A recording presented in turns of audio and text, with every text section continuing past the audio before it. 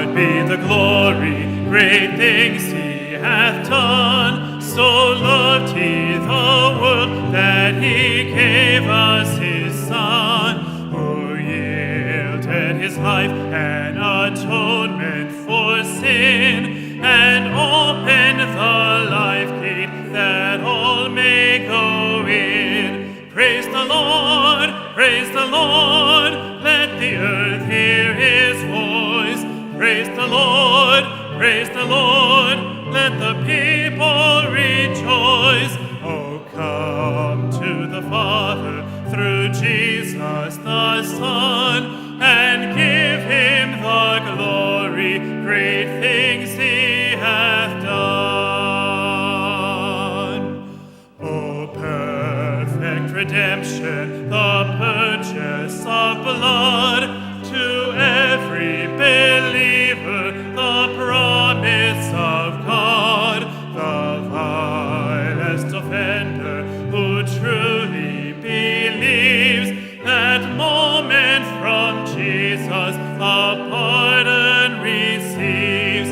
Praise the Lord, let the earth hear his voice. Praise the Lord, let the people rejoice. Oh, come to the Father through Jesus the Son, and give him the glory, great things he hath done.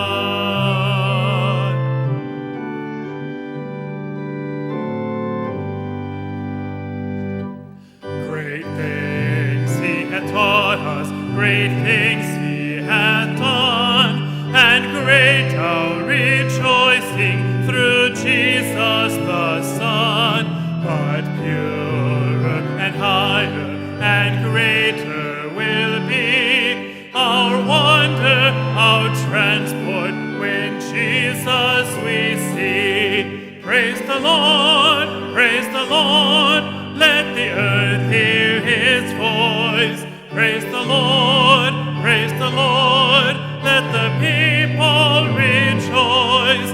Oh, come to the Father through Jesus the Son, and give him the glory, great things he hath done.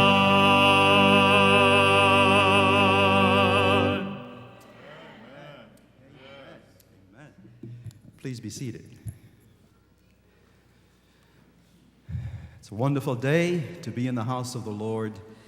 And you know, one of the special things that we love to do in the house of the Lord is to bless the little ones that parents bring to him for a blessing. And so this morning in the life of the church, we have a wonderful event that happens now and then. And that is today we are going to have a baby dedication. So I'd like to invite the parents to make their way up. Eric, Angie, Caden, and your family members that are with you this morning, we'd like to invite you to come up as well.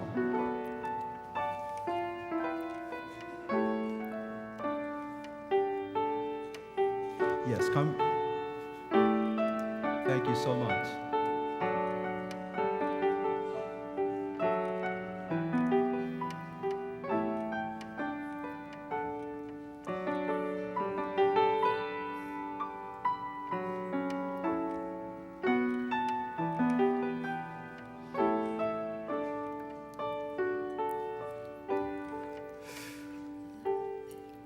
We know, of course, that what we're doing here this morning is nothing new to the church for many, many, many, many, many years. When God chose the Israelites, in fact,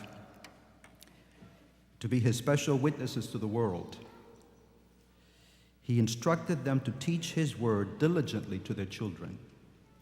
So we know it goes back a long, long time, all the way back to the Old Testament times.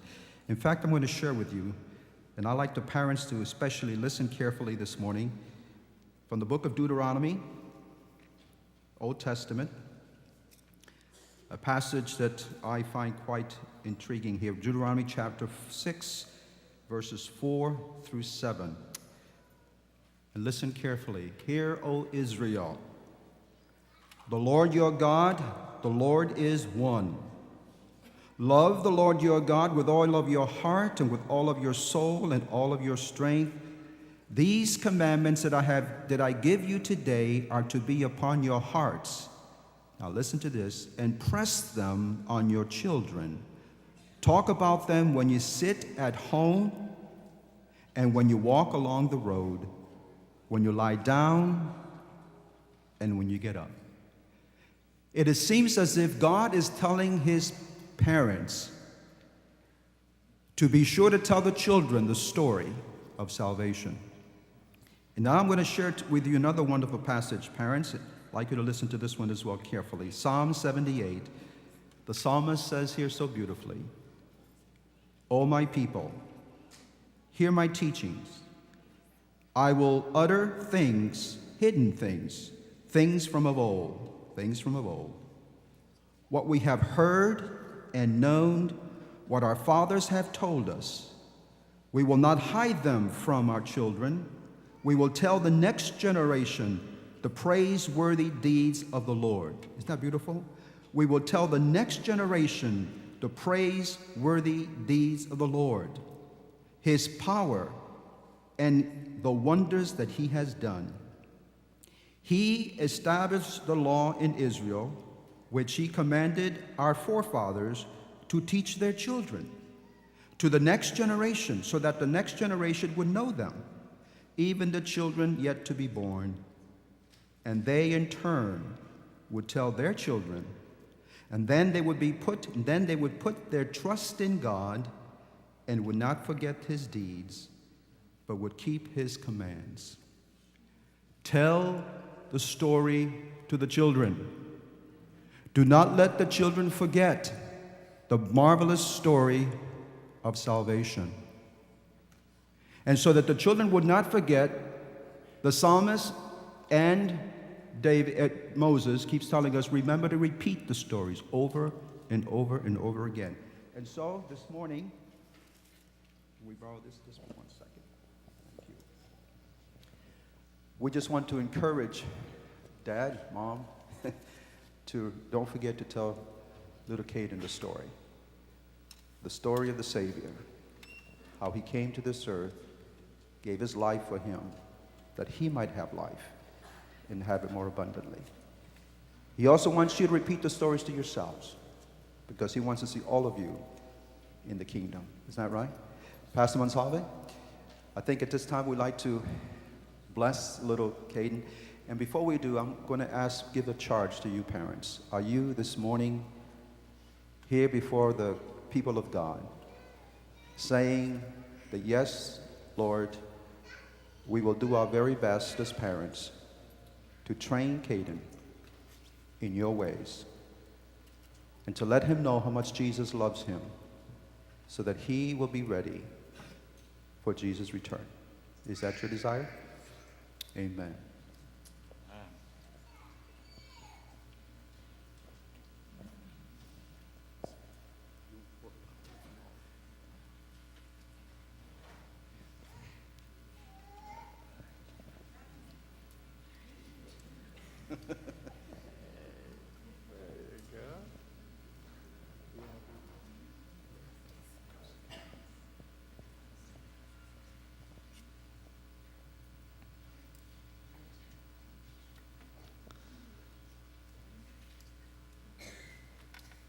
Look at him. He's behaving.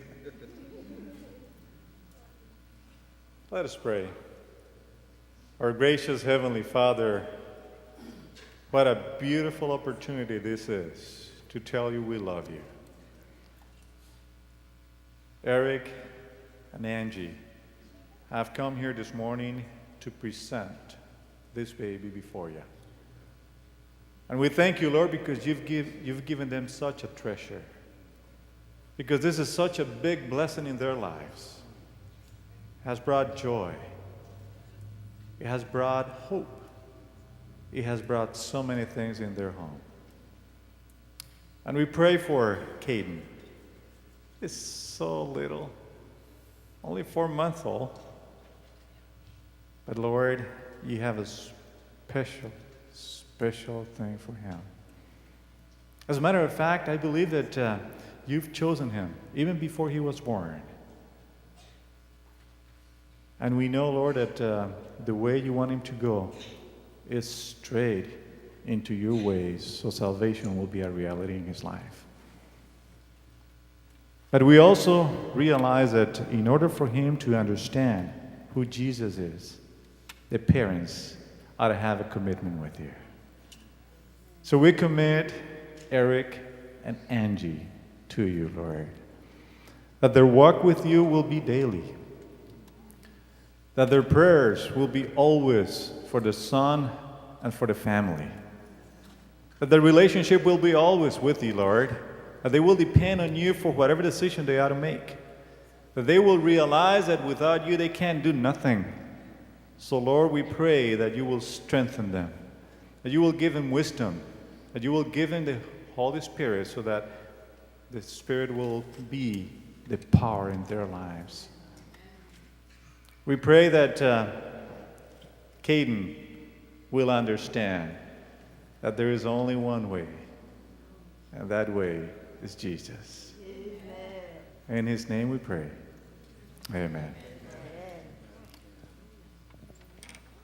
Now we'd like to invite Wyoming Green. She's the Director of Children's Ministries for Miami Temple. Well, dear precious parents, congratulations on the birth of a healthy, beautiful boy. I remember having my two, and my doctor reminded me there is nothing so precious to parents as a healthy baby. May God bless you. This is a little memento that we're presenting to you. This is a reminder to Caden that today he was presented to God, and that with your training and hopefully the advice that will be found in these pages, that you will continue to raise him the way God chose. Amen. God bless you all.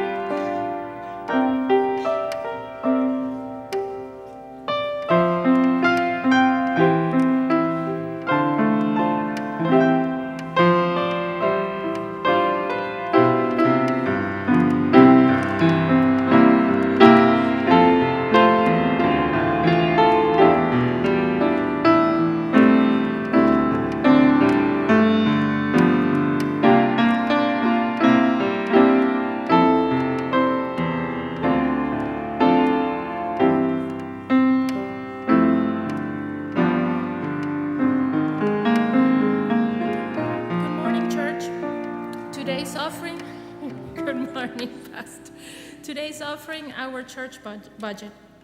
The story is told in Luke 5:1-11 of Jesus teaching by the Sea of Galilee. As the crowd pushed in around him, he noticed two boats on the shore and decided to speak to the crowd from one belonging to Simon Peter. After Jesus finished speaking, he asked Simon to go out into deep water and lower his nets for a catch.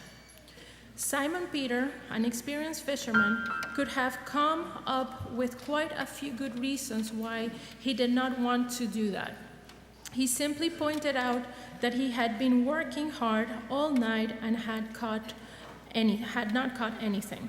And then he said something profound to Jesus.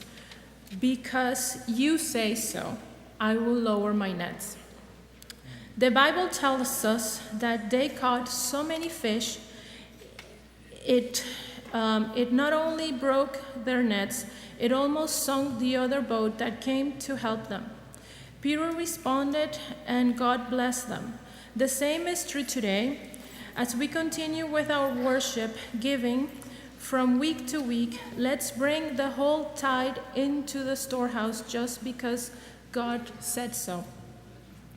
And see if God will not open the floodgates of heaven and pour out so much blessing that you will not have enough room for it. Happy Sabbath, church.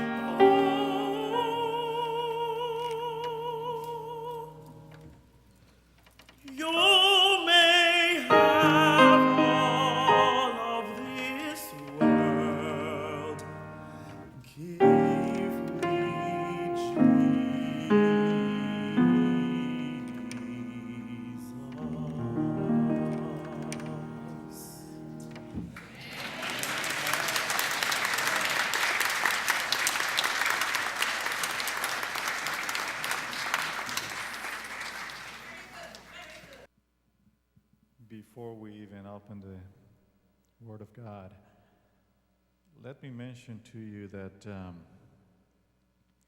many wonderful things have been happening in Miami Temple. One of the things that I'm amazed, that I always praise God for, is the fact that one of our members had a surgery, open heart surgery, just about a month ago or so. I'm talking about Mr. Peterman. Brother Peterman, are you here? Yes, he's all the way back there.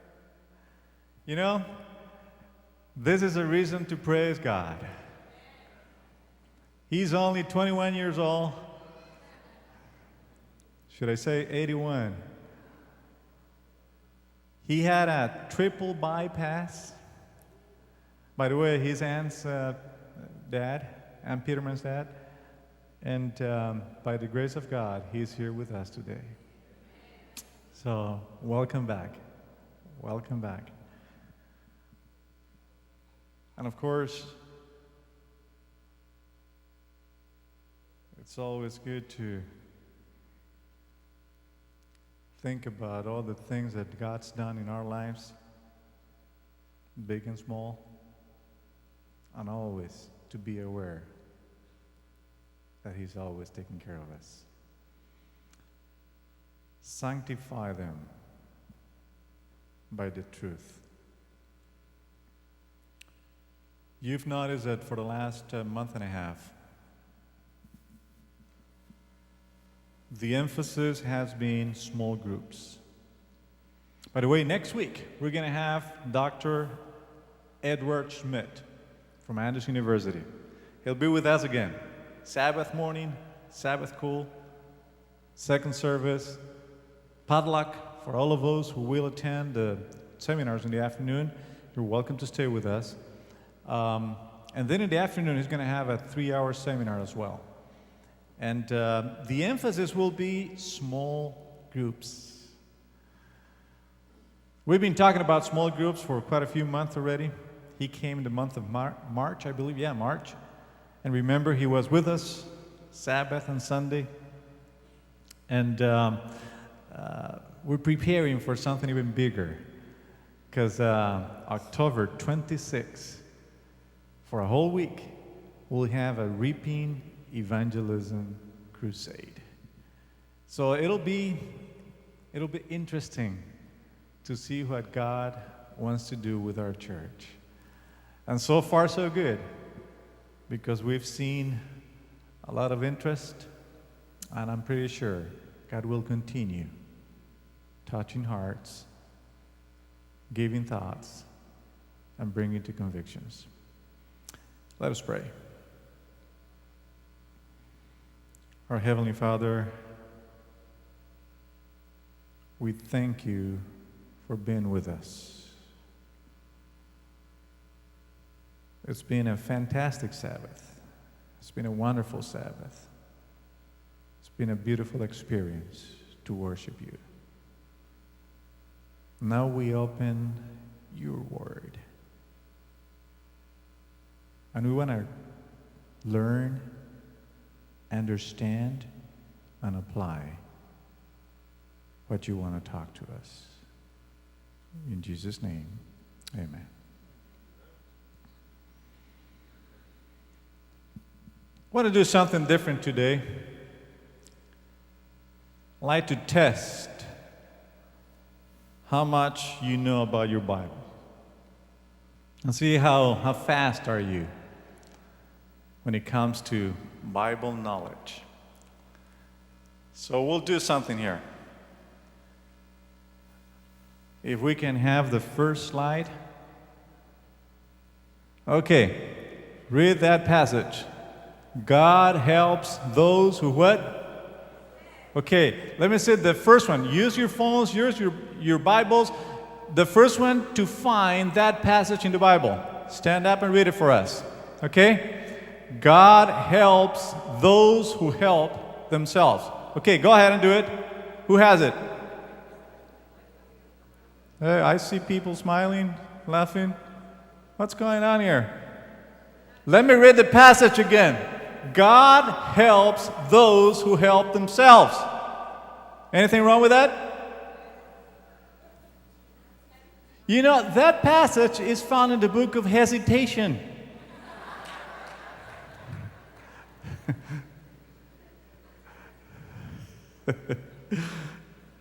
Believe it or not, a few years ago,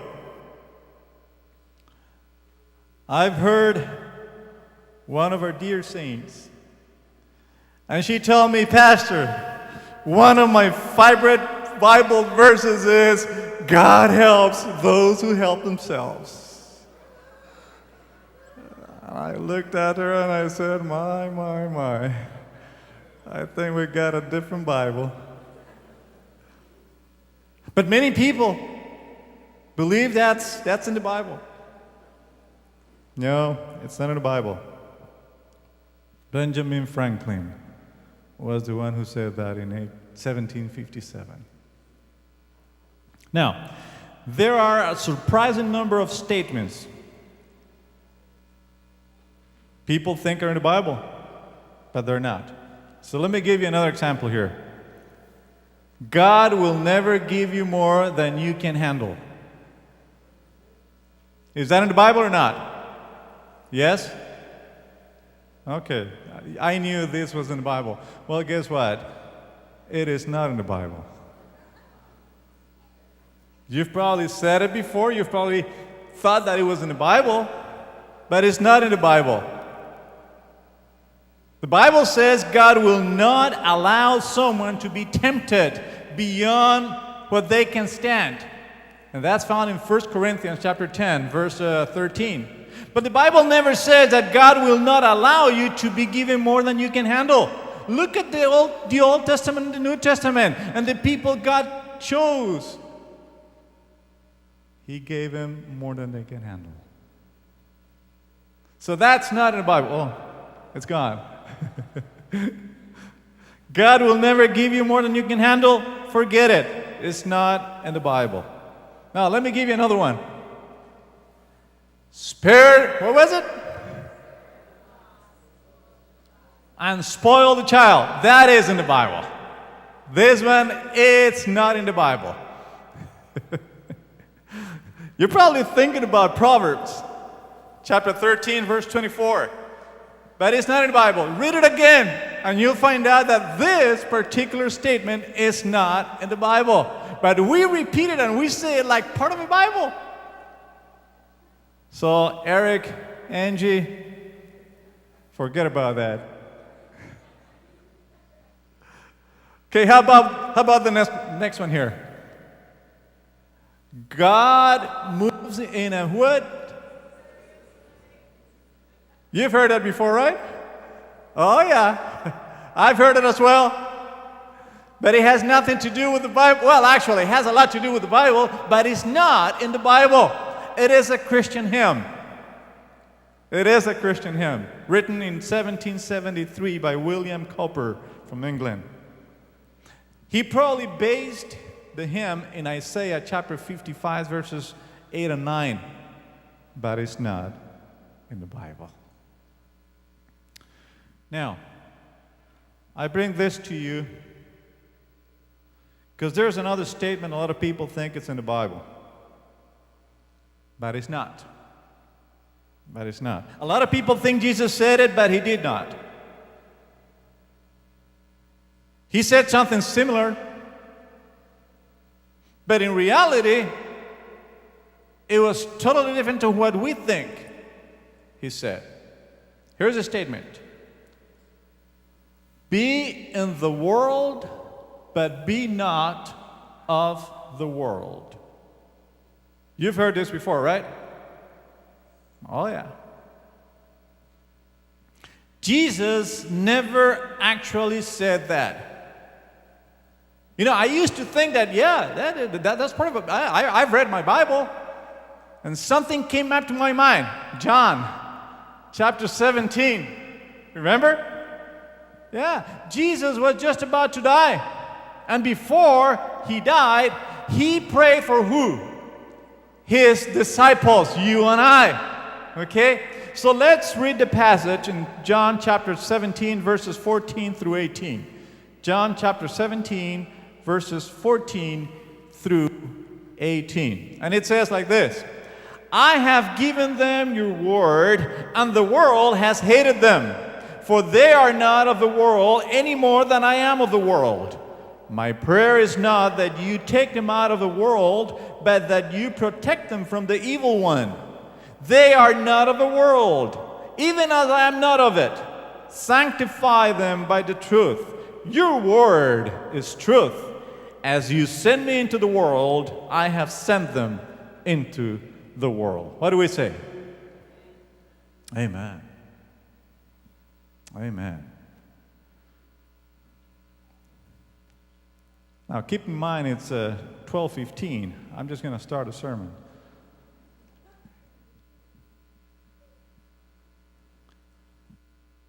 Now, Jesus making a real important distinction here.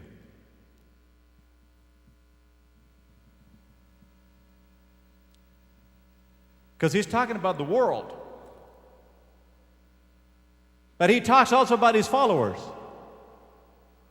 So let's talk about the world for a moment. Because it's a real important word in the Bible. You see, like a lot of words, it's used in different ways in different contexts. Sometimes, it's just talking about this planet, the planet that God created himself. And of course, God loves his creation. And we can think of one passage that most everybody knows. John 3:16. For God so loved what? God so loved the world that he gave his only begotten Son. So sometimes the Bible uses the word world to talk about this planet. Okay? Now, sometimes the Bible uses the word world to refer to the dimension of life or the arena in which God is defied, in which sin rather than God reigns. Darkness is always part of it.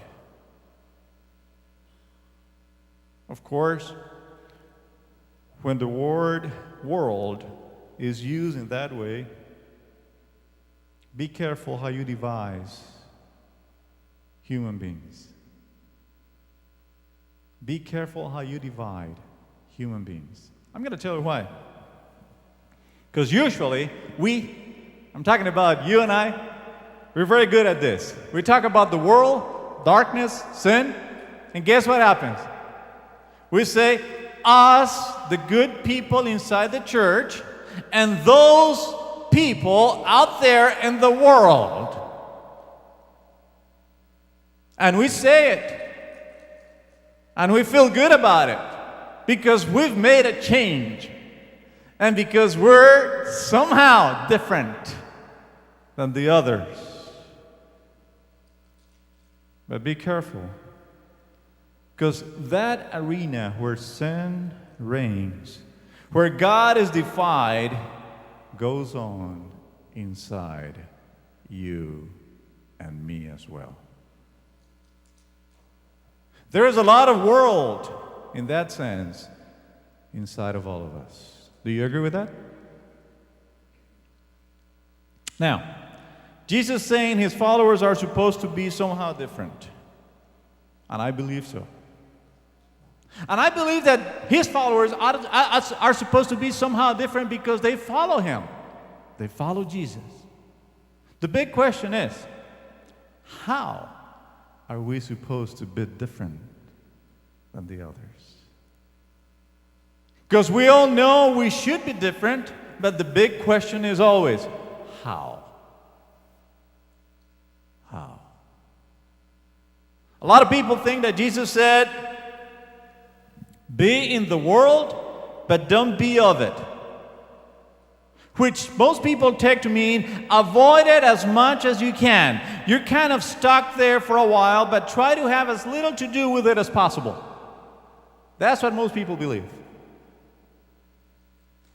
And let me tell you, that's not what the Bible says, and that's not what Jesus said.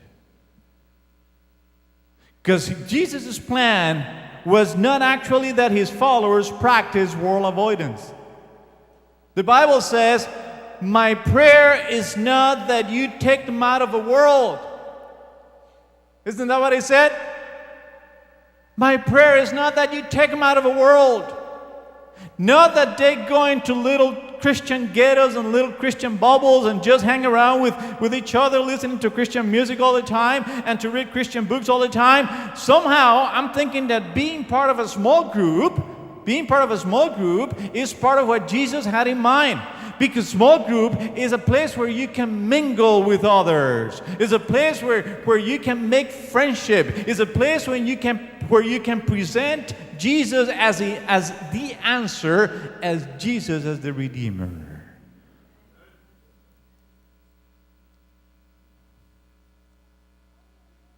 And then the Bible says, sanctify them.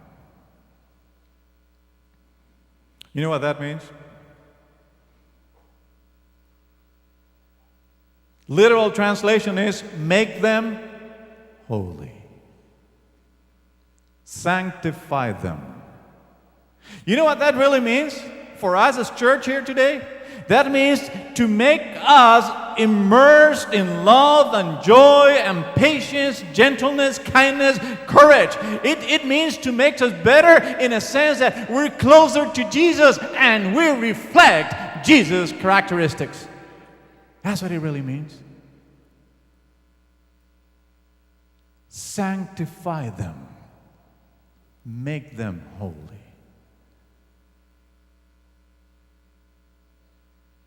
And then Jesus says this amazing statement in John 17, verse 18.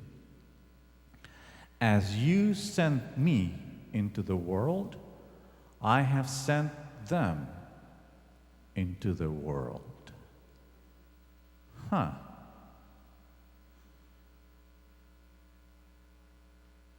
This will change your life. Now, let me read that sentence again. As you sent me into the world, I have sent them into the world. You see, Jesus did not start a church and then gave it a mission department. You heard that? Jesus did not start a church and then gave it a mission department. We're not here for us. Jesus went on a mission and then he gave his mission a church. And I like that. I'm going to put it in. Jesus did not start a church and then gave it a mission department. We're not here for us. Jesus went on a mission and then what? He gave his mission a church. By the way, the first church you see in the Bible, in the New Testament, happens to be a small group.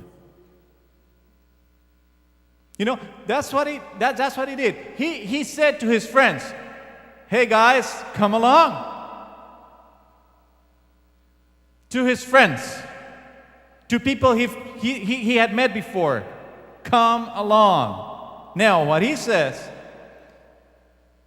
and this is what he's saying to you and to me today. Just as the Father sent Jesus into the world, Jesus says, I am sending you into the world. Just the same way, with the same urgency, with the same level of concreteness.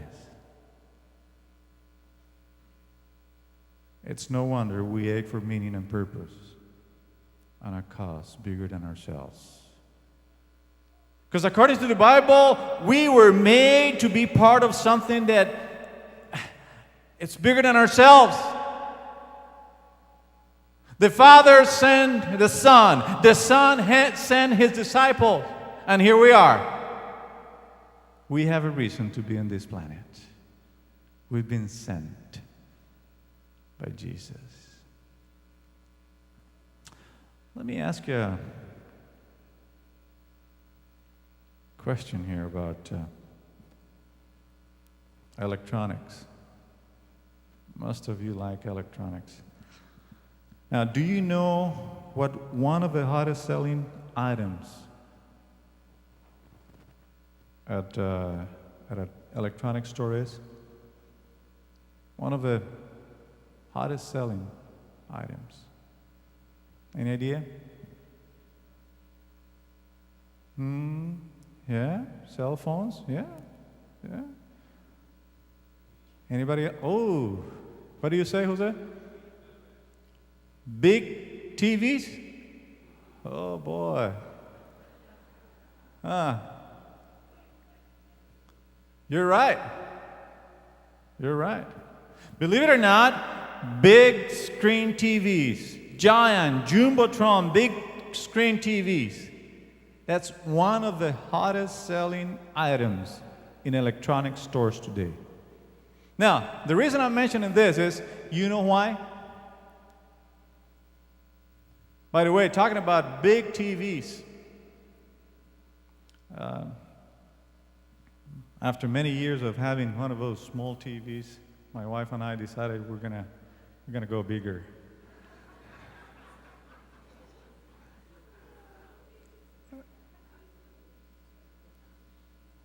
Many years with a 27-inch, one of those old, big boxes, heavy. Many years with that. So we said, no, we're in Miami now. Come on. So we're going to buy one of those big screen TVs. And we bought a 55-inch LED TV. Woo! Boy, what a difference. What a difference. Guess what they're selling now? 90-inch TVs. Just about 3-4 months ago, Sharp came out with a 90-inch LED big screen TV. Of course, it only cost about $7,000. Reading about TVs, I found out that Porch, you've heard about Porch, William Sandina knows more about this because he loves cars. Porch came out with a listen to this, the largest TV screen in the world. You know how many inches? 201. 201. Okay, you know the cost of it? $414,000.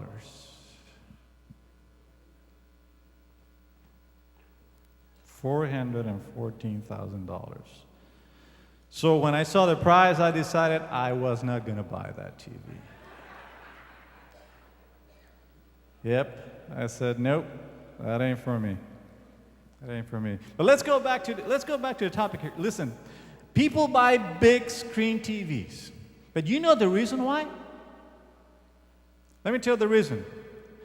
Because I cannot miss the game. Because I want a big giant screen to get in onto the action. Are you listening? Now, imagine you weren't just a fan. Imagine you were a player. To be a participant in the sport's biggest game, to be a part of that moment, to have a chance to be on the winning side, somehow to have the opportunity to contribute to a victory. That's why you live. You'll do anything not to miss it, and you'll pay whatever to be part of. Now, Jesus says here, we're in this great planet, His creation, in the midst of human life, and every human being is so precious to Him. And what Jesus is saying here is this: you can talk to people, you can touch people, you can bless people, you have the opportunity to play with eternity at stake in the one game that matters forever. And Jesus says, this is what Jesus says here: I am sending you. You heard that? That's why you long to have purpose, because this is great. Small groups is a wonderful opportunity to be part of a game, not just to be a participant, but to be part of it. Being a fan is good, but to play the game, to be part of it, to be a player, makes a big difference. So Jesus doesn't say much about not being in the world, because the reality is that all of us are. All of us are. The question is, in which side are you in? Are you a player or just a fan? Let's hear what Undivided has for us now.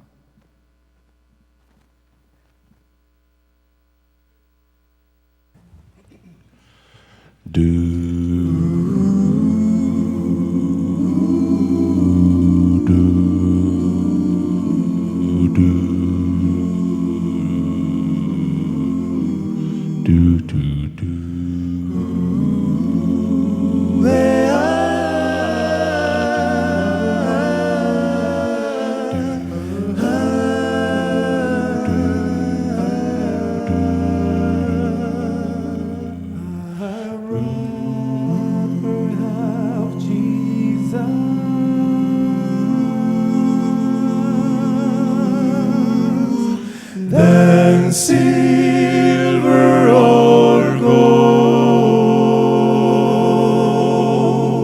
I'd rather be than have riches untold. I'd rather have Jesus than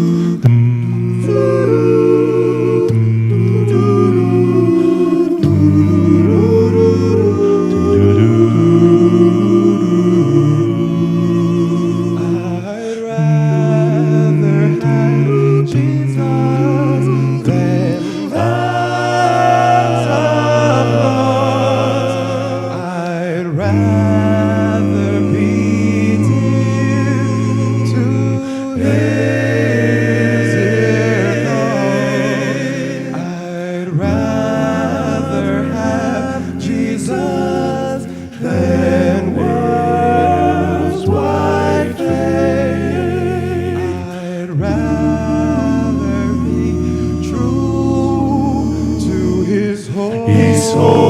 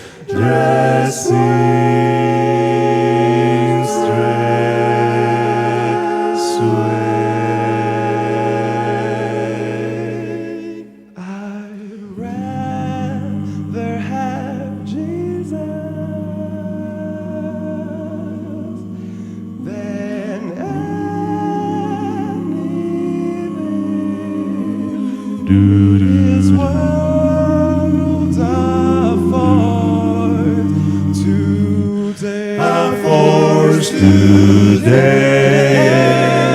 This world are forth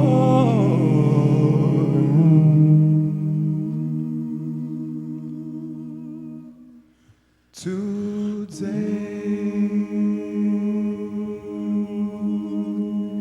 Turn your eyes upon Jesus. Look full in His wonderful face, and the things of earth will grow strangely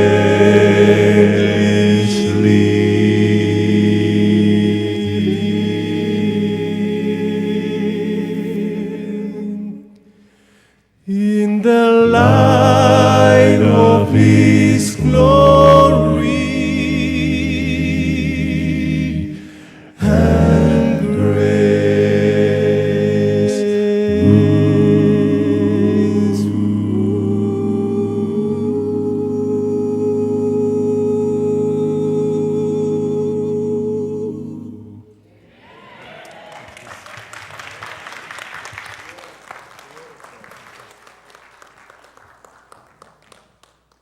You're forgetting your instruments here?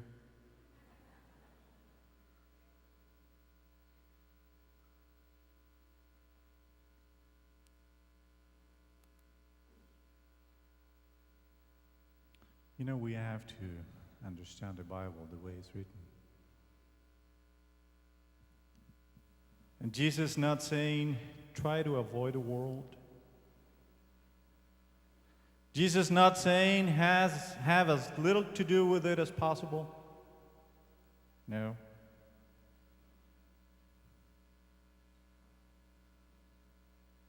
As a matter of fact, Jesus wants us to understand the purpose of us being here. Because the Bible says, as the Father has sent me, I am sending you to the world.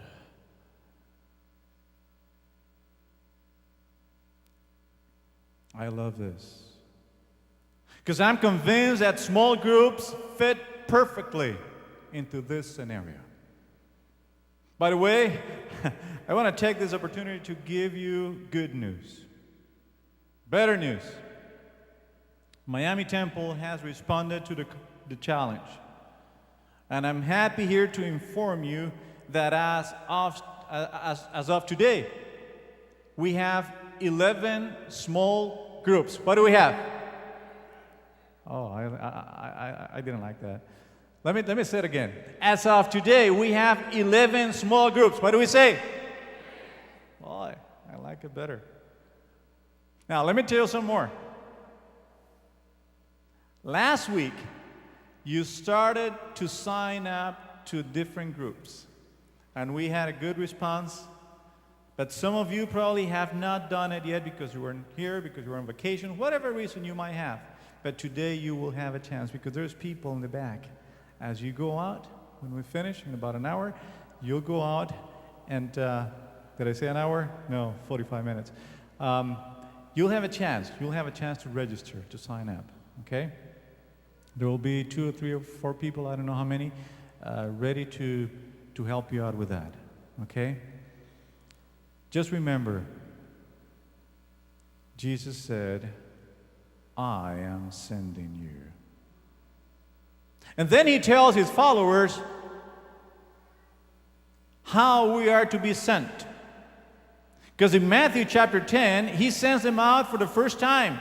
And he's such a brilliant, creative teacher that he does something totally different than what we ever thought of.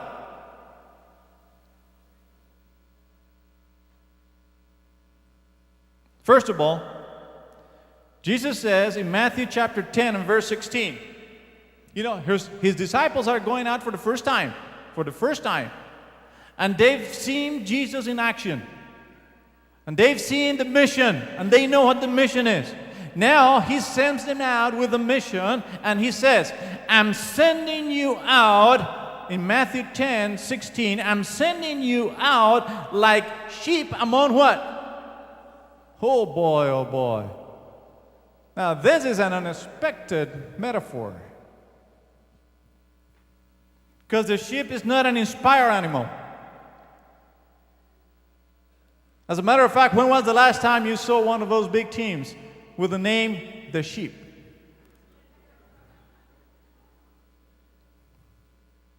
No, you've never heard that before. You know, there are the bears and tigers and lions and wolverines and badgers and sharks and raptors and bobcats and broncos and grizzlies, but I've never heard of sheep. Never. The Miami sheep. Come on. Just doesn't make any sense.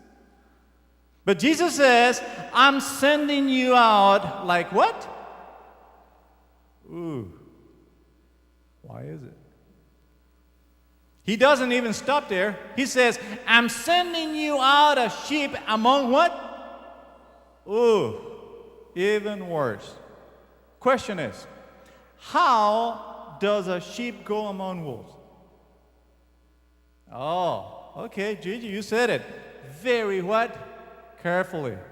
Oh yeah, very carefully. That's exactly right. Very humbly.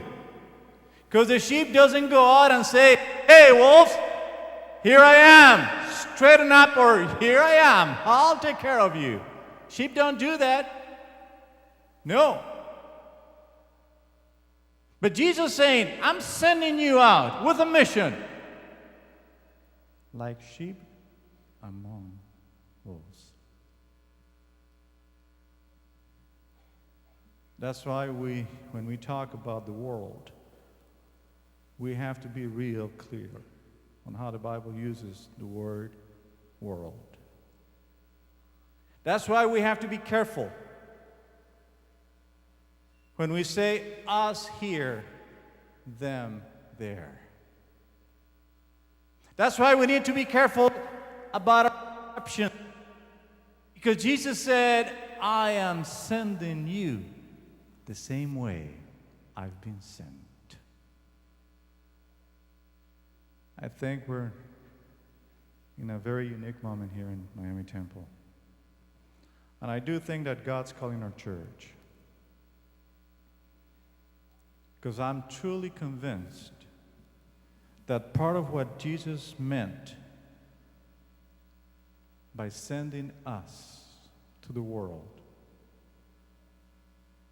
is that we have to be humble, is that we have to be willingness to serve, and that we have to earn the right for the gospel to be heard. And that's going to mean that that also means that I have to care for people, just people that I don't even know and I haven't met before. It also means that it doesn't matter the situation in which that person is, that I will go to that person and I will approach that person because I do have a mission better than I am, a mission greater than I am, a mission that goes beyond my expectations. Small groups. What a way of sharing the gospel. Usually when leaders want to fire up troops, they will paint a vivid picture of how glorious, how successful, how beautiful things are going to be. But I look at the text in Matthew chapter 10, and I see that Jesus didn't really do that. A lot of times, right before the game, everybody on the team puts their hands into the huddle, and they get on the last pep talk. And usually, they will yell something. What is it? Go team! And And they go into the game. And here is Jesus' pep talk. These are the disciples going out for the first time. And here is what Jesus says to them. Matthew 10:17 on. Be on your guard. They will hand you over to the local councils and flog you in their synagogues. But when they are ready, do not worry about brother will betray brother to death, and a father his child. Children will rebel against their parents and have them put to death. All men will hate you because of me. Go to.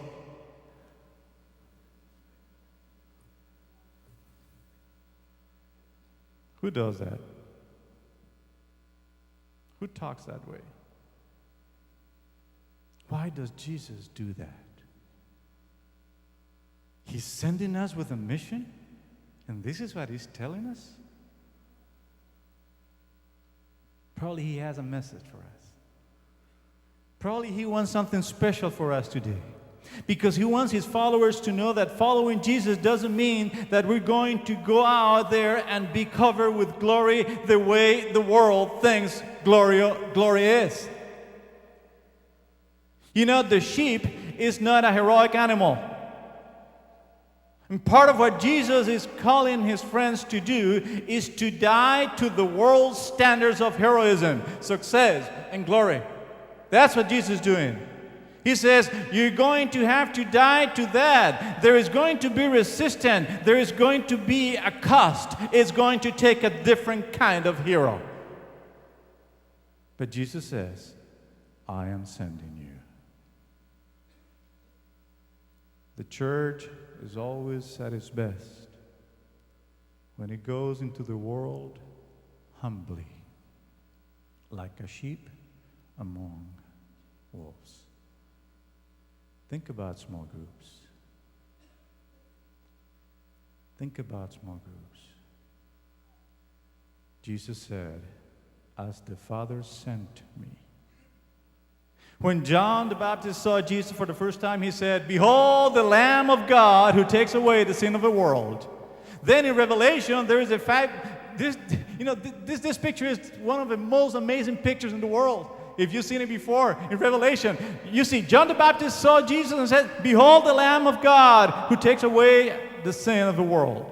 And then just says, as in the vision, the Lion of Judah in all of his power is coming. But then right after that, there is a shift. There is a shift. Because he doesn't see the Lion of Judah right away after he mentions it. He sees the Lamb of God. He sees the Lamb of God who has been what? Yes. We've been sent by the same one who accepted to be sent to this world. The Lion of Judah, with all his power and glory, who happens to be the Lamb of God, who takes away the sin of the world. If you want to respond to it, if you just don't want to continue being a fan, but want to become a player, make sure that you pray, make sure that you talk to Jesus, and you ask him guidance. Maybe small groups is the answer.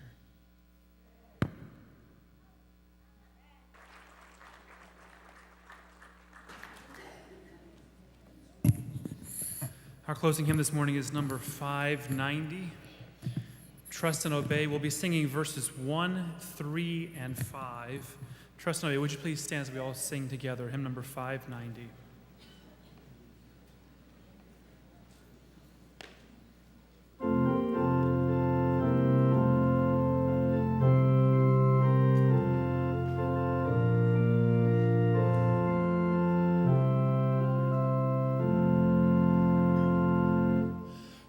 We walk with the Lord in the light of his word. What a glory he sheds on our way. we do his good will, he abides with us still, and with all who will trust and obey.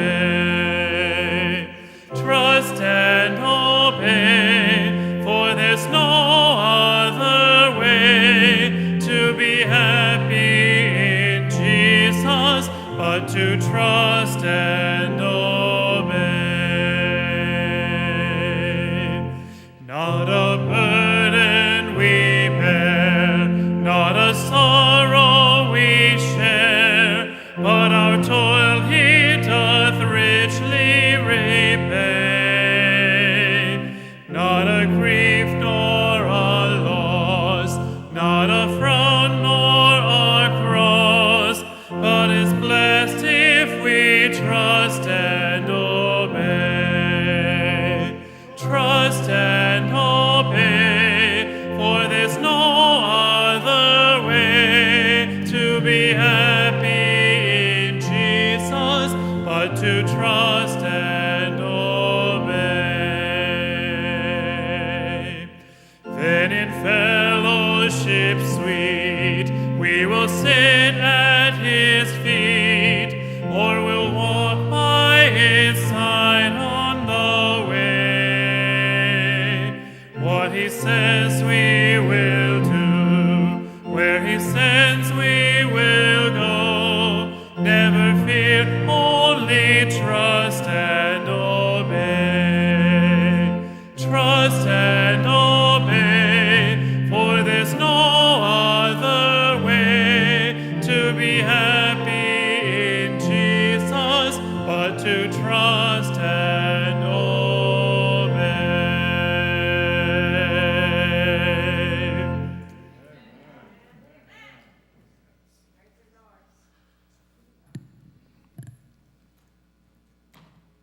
Our gracious Heavenly Father, it's been wonderful, wonderful learning about your Bible, learning about your Word. Applying the Word into our hearts, into our lives, is our responsibility. And we realize that the commission is there. The Bible says, as I was sent, I'm sending you to the world. Sometimes we just wonder how. Sometimes we think that we're not able to, that we're not equipped to do such a thing. That probably some other people will do it, but I'll stay as a fan. But Lord,